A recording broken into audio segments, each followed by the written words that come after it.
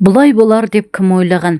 Ойға алған шаруаларын қапысыз тындырып, бірнеше келісім шартқа қол қойып, енді қалған 2-3 күнде Шанхай қаласын армансыз аралармыз деп, арқаларын кеңге салған жігіттер 5 жұлдызды қонақ үйде шалқалап жатқанда, аяқ астынан жетіп келген жеделхат ол жоспарды бұзып, кәсіпкер Бақтиярды естен тандыра жаздады. Қаралы хат қысқа жазылыпты. Тез елге қайтыңыз. Зайыбыңыз Гүлсім ойламаған жерден қайғылы қазаға ұшырады. Қайғыңызға ортақпын. Жерлеу алдағы сәрсенбіде депті жеделхат жолдаған орынбасар Медеубай. Таңғы ұйқыдан әлі толық оянбаған Бақтияр басында ештеңе түсінбей мәңгіріп қалды. Не дейді мына сұмдық хат? Осыдан бір апта бұрын бұлар елден аттанарда сап-сау жүрген Гүлсімге не болды екен? Айтпақшы қайтыс болды демеген, қазаға ұшырады деп жазған ғой. Демек көшеде көлік апатына тап болған. Сонда оны машинаға ағып кетті ме, әлде өз машинасымен бір деңгейге соғылды ма екен? Гүлсім жүріс-тұрысына ұқыпты, машинаны да жаңа айдап жүрген жоқты.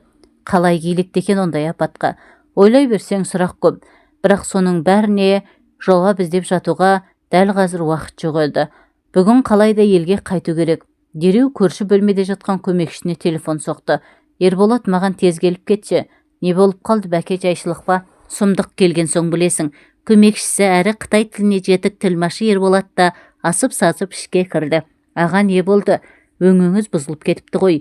Бізге жедел түрде елге қайту керек. Анықтап білші. Шанхай, Үрімжі, Алматы бағытында ұшатын ең жақын рейс қай мезгілде болады екен? Мына жеделхатты көрсетіп, қайтар билетті соған ауыстыр. Бақтияр ұсынған жеделхатқа қарап жіберіп, көмекші жігіттің де өңі бозарып сала берді. Мәссаған, кеше ғана сап-сау жүрген Гүлсім апайдың қазаға ұшырағаны ма? Солай болғаны ғой. Қайғылы хабар жаңсақ жазылмайды. Көп замай кеше бұлар келісім шартқа қол қойысқан Шанхайдағы құрылыс материалдары бірлестігі мен үй жиһаздары фирмасының жауапты адамдары да келіп қалған. Олар бүгін қонақтарға қаланың көрікті жерлерін көрсетпекші болатын. Мынандай қайғылы хабардан соң жоспар өзгеріп, олар да жолаушыларды аттандыру қамына кірісіп кетті. Алайда қанша күш салғанымен Бақтиярлар сол күні ұша алмады. Өйткені бұларға қажетті рейс келесі күнге белгіленген екен. Бір тәуірі Шанхайдан ұшатын самолет Үрімжіде 1 сағаттай аялдап, сол күні кешке қарай Алматыға жеткізетін көрінеді. Бұған да шүкір демеске амалың жоқ. Жер түбіне ұзап кеткен жолаушыны бір-ақ күнде өз еліне жеткізу қазіргідей техника заманында ғана жүзеге асатын нәрсе ғой. Обалы қанекей. Кәсіпкер Бақтияр соңғы жылдар осындай алыс сапарларында аспан кемелерін қызметін армансыз-ақ көріп жүр.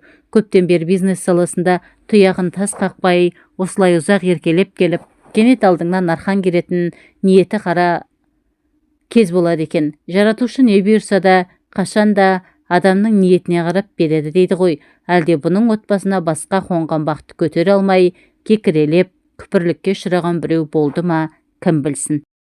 Бақтияр жол бойы осындай ауыр ойдан арылмады. Самолет салонында француз шарабы бар екен. Содан ара-тұра сыздықта да сіміріп қойып, тербелген қиял теңізінде жүзді де отырды. Кеше оның қайғылы қазаны алғаш естігенде бұрқ етіп, басқа шыққан сезімдері қазір өзгеше түс алған. Олай болатыны көмекшісі Ерболат кеше Алматымен сөйлесіпті. Өздерінің қай рейспен қай мезгілде жететінін хабарлаған. Сонымен бірге Гүлсімнің қандай жағдайда неден мерт болғанын да сұрастырған көрінеді. Сонда ұққаны Гүлсім бұлар ойлағандай жол апатынан емес, ата-анасы тұратын биік үйдің 9-шы қабатынан құлап өліпті.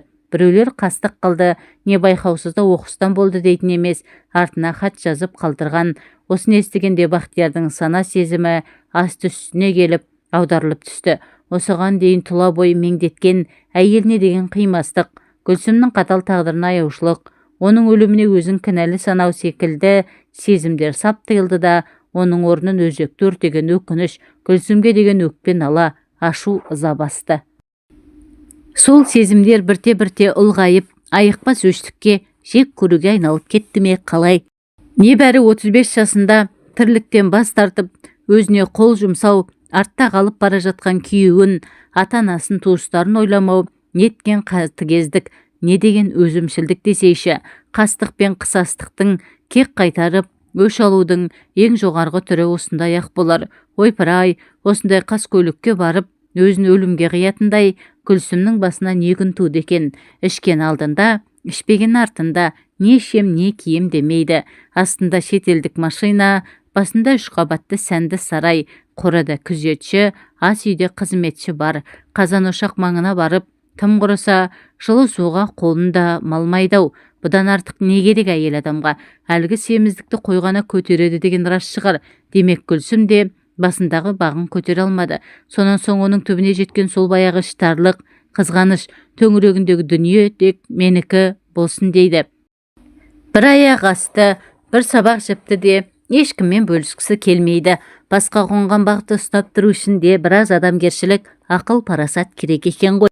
Гүлсімде міне сол жағы кеміс болды. Мамандығы қаржыгер еді. Ой өрісі есеп шоттан алысқа бармады ғой. Сонда Бақтияр осындай әйелмен 15 жыл бойы қалай отасып келген? Әйел бойындағы сұлулық шығар көзді арбаған. Сұлулық көздің құрты, албырт жастық одан арғаны ойлатты ма? Сен, жігітім, бәрін бүгінгі күнмен өлшемей, өткен күнге де көз қырыңды салып қарап қой деді. Қашан да бұған оппозицияда жүретін бір ішкі дауыс. Осыдан 15 жыл бұрын көп жігіттің арасынан Гүлсім сұлуға қолың әрең жетпеп еді. Оны қалай ұмыта қалдың? Иә, рас айтады. Онда Бақтиярдың Алматыдағы Завет институтында оқып жүрген кезі. Қанша дегенмен кітапқа жастай бауыр басқан ауыл мұғалімнің баласы емес пе? Оқу үлгерімі жаман болған жоқ, бірақ тұрмыс жағынан байдың мырзаларымен теңесе алмаушы еді.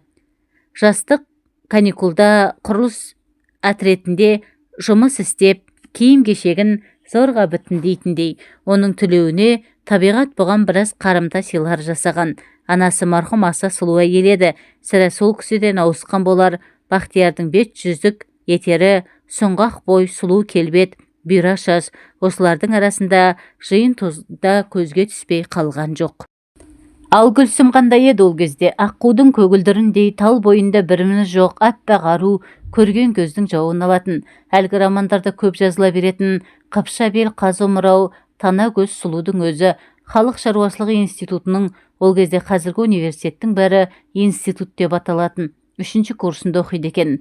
Бақтияр Гүлсіммен сол институтта оқитын бір жерлесінің туған күнде танысып қалды. Сол кеште түннің бір уағына дейін билегені Гүлсімді үйіне шығарып салған есінде. Әрине сол тұста ол қызға көз салушылар аз болмаса керек. Бірақ бұйрық шығар, күн өткен сайын бұлардың жұлдыздары бір-біріне ыстық тарта берді. Бақтияр сол жылы оқу бітірген. Онда кеңес дәуірі, колхоз-совхоздардың мұрты бүлінбеген.